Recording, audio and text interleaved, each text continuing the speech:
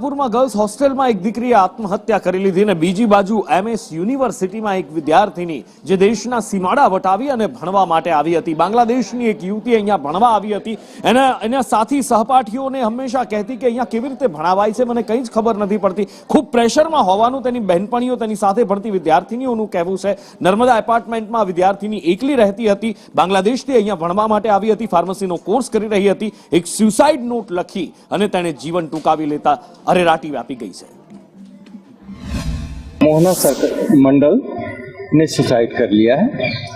इसके पीछे क्या रीजन है हमें पता नहीं है, हो सकता है बहुत सारे पर्सनल इशू या कुछ भी हो सकता है, और इसके परिवार वालों को काउंसिल करने के लिए हमें बहुत सारी फॉर्मेलिटी करनी है।